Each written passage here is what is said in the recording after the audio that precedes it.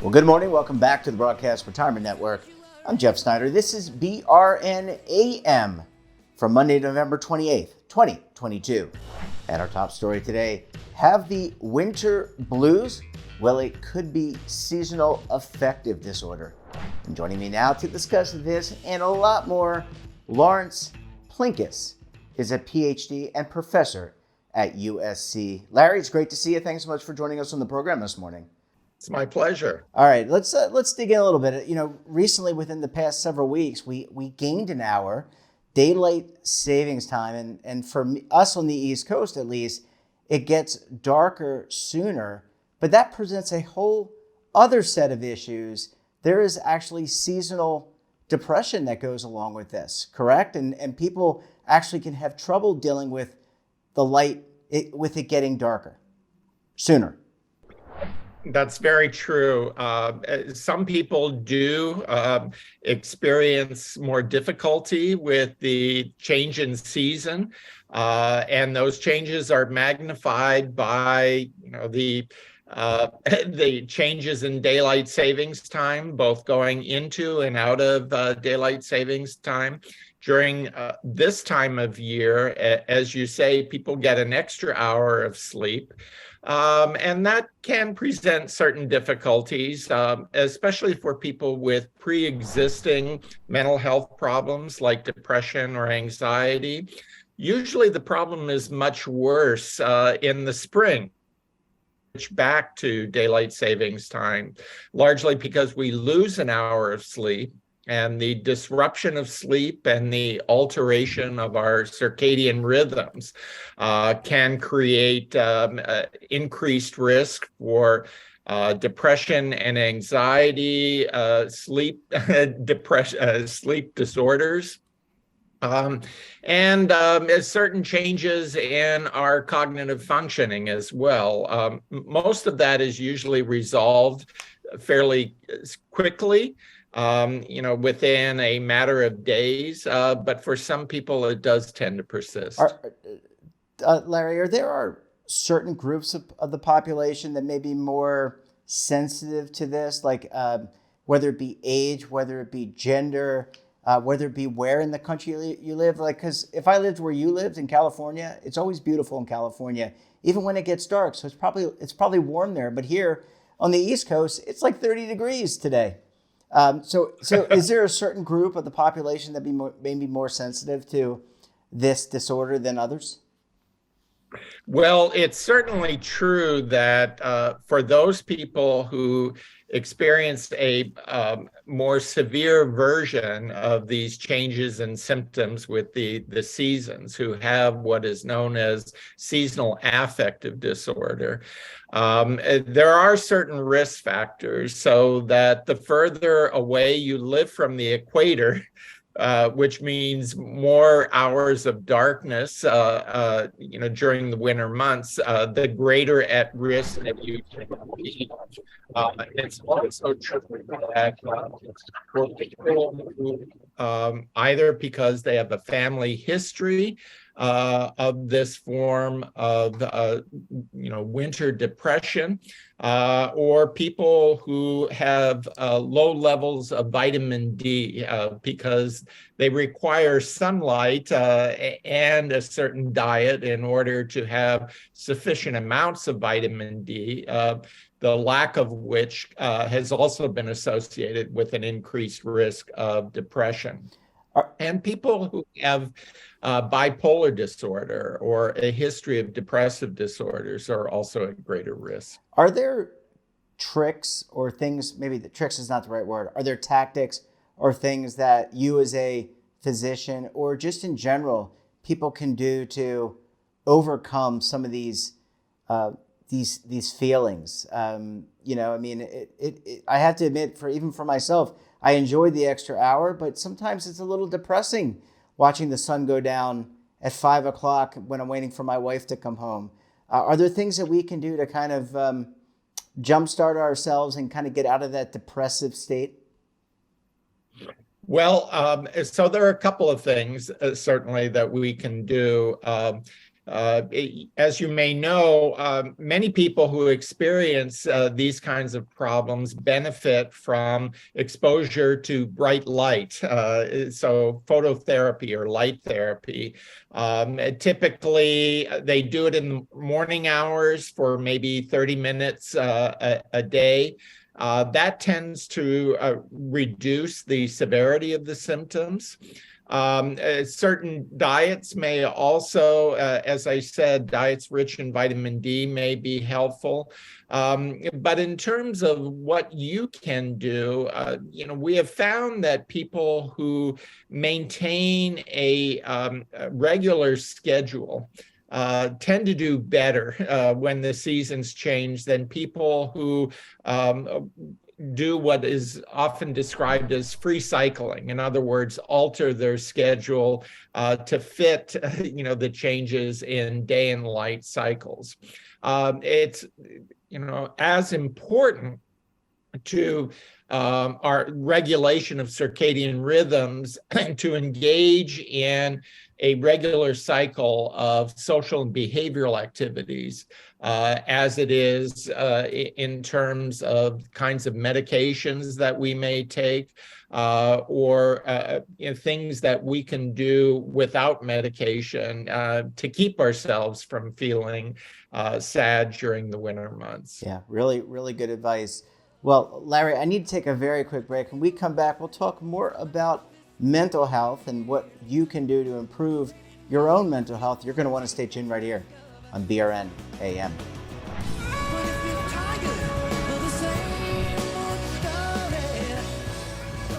Imagine a new television network that will make you richer, healthier, and in control of your financial future.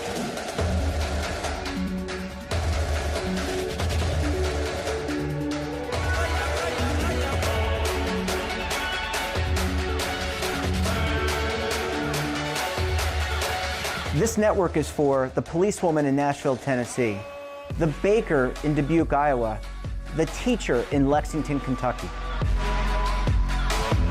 We want to make the idea of savings and retirement culturally relevant. But what do you see as a defining issue of the midterms, especially for the smaller businesses? I mean, they are the lifeblood of the American economy.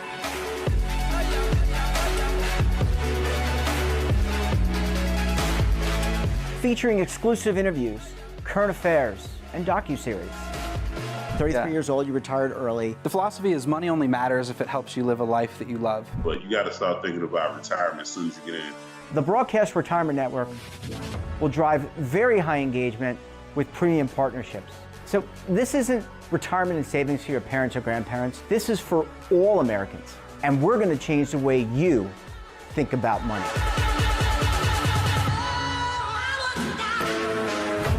Welcome to the next frontier of retirement and savings.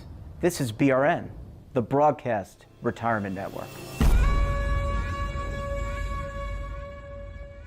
Are you over 50? Would you like to get up to 33% more income in retirement? Then call now for this free book, Annuity Do's and Don'ts for Baby Boomers. This free book reveals little-known secrets about annuity strategies that will help you make the right choices before buying an annuity. Call right now for your free book, and as a bonus, we'll also throw in a free annuity rate report. Both absolutely free for calling Annuity General today. Call 800-504-8194. Well, Lawrence, thanks so much for staying with us this morning. Really appreciate you hanging out for segment number 2. Well, Larry, I want to now jump into mental health. And we talked about the seasonal disorder, daylight saving time, but let's talk about the broader issue of mental health. And from your perspective as a practitioner, someone who studies this regularly, how are we doing as a society with our mental health? I can't help but open the newspaper, look at it online, but technically it's opening it, and seeing lots of stories about people of all age ranges, genders, suffering from mental health challenges. But overall, how are we doing? Do we need some pick-me-ups? Well, as you say, it's very rare that you can open a newspaper or go online without hearing a story these days about the mental health crisis that we as a nation are experiencing.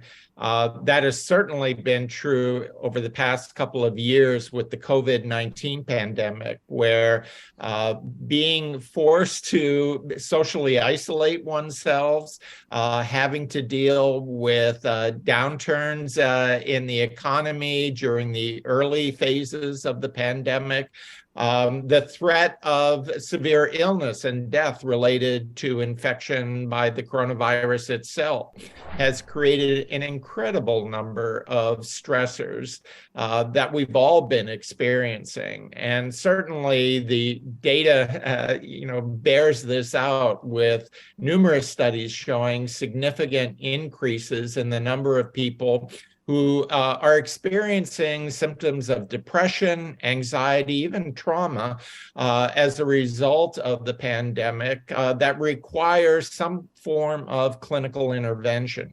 Yeah. In addition to that, we've been dealing with an elevated level of political tensions, social and cultural divisions, which have also contributed to significant increases in the percentage of the population reporting these symptoms and experiencing them.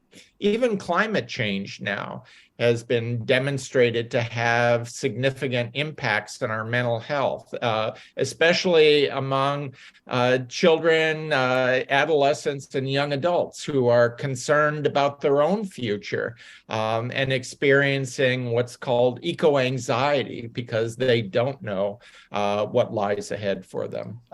Larry, what about social media? I want to talk a little bit about that. Not in that it's inherently bad, but the fact that we, and all of us at all age ranges, are looking at our phones, scrolling and seeing news. It used to be when I was a kid, we got the newspaper twice a day.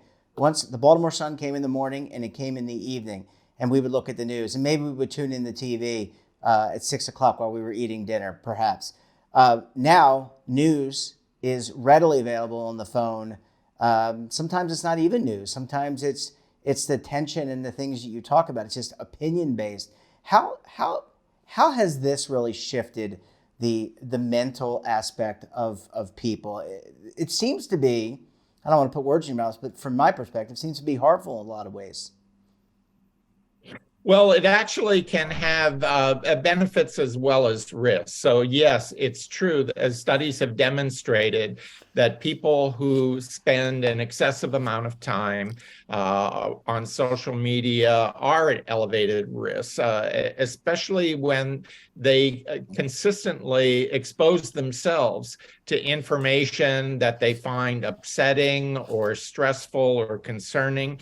But social media can also have some benefits to the degree that it places people in contact with others who provide emotional as well as material support to them.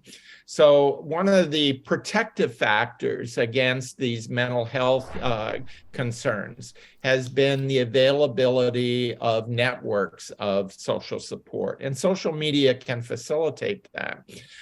It's just a matter of the judicious use of social media so that the constant, as you say, turning to certain websites that provide news that only brings about greater stress, greater depression or anxiety is certainly not healthy. But accessing networks of people who can provide support can be beneficial as well. Yeah, Larry, I discovered something recently. It's called a book.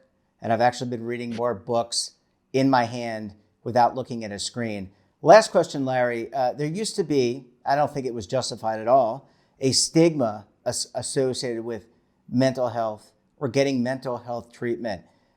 Given all that has occurred, the evolution of mental health treatment, what we know, the scientific studies, has that stigma largely been eviscerated and disposed of, or is it still there? Do people who seek mental health support, either through a professional or through clinics or getting medication, does that stigma still exist?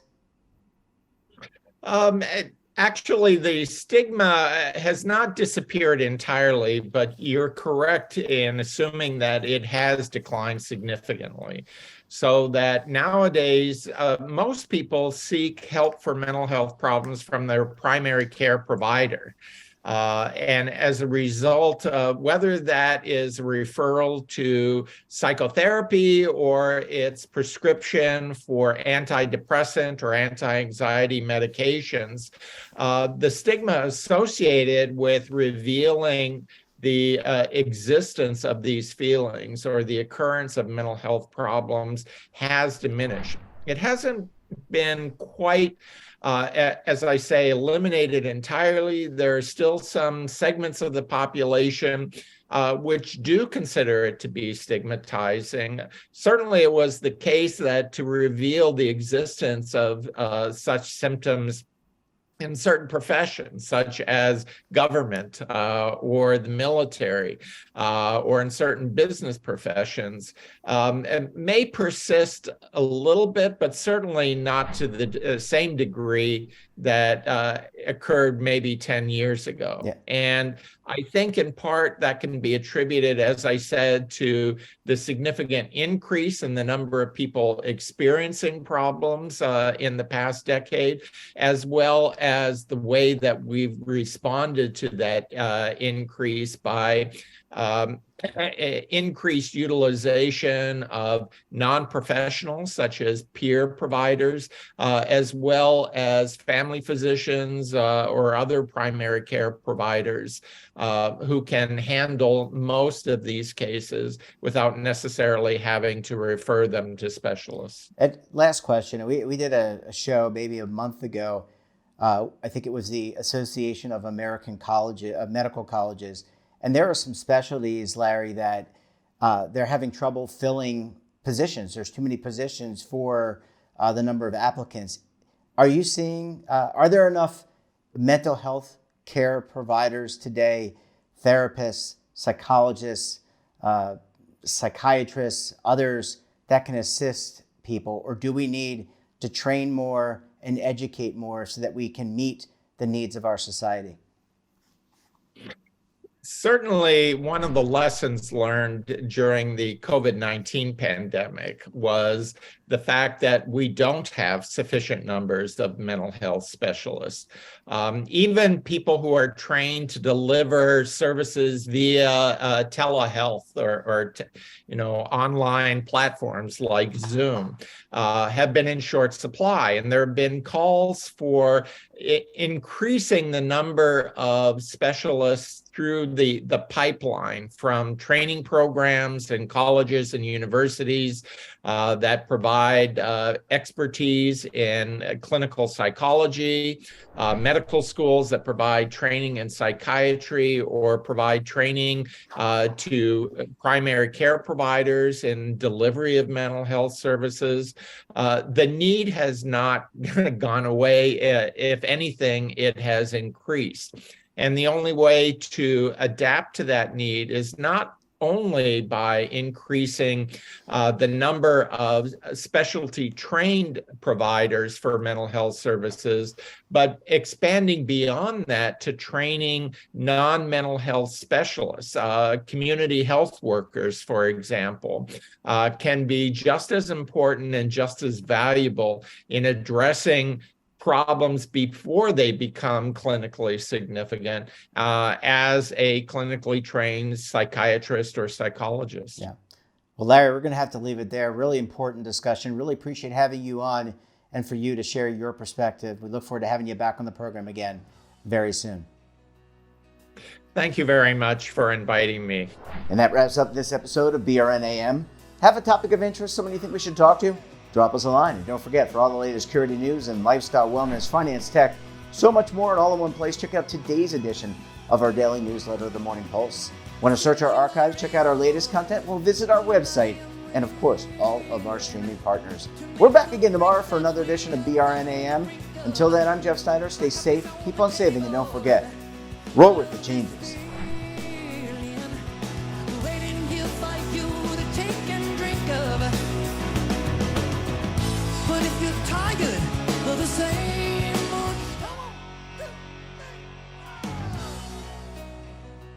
Now is your opportunity to co-create content around any topic on the first lifestyle and wellness network. Reach a global audience through our platform and co-own exclusive branded content. All of our programs are available on demand and also as audio-only podcasts, so you can take us on the go. Broadcast Retirement Network, available anytime, anywhere, and on any device.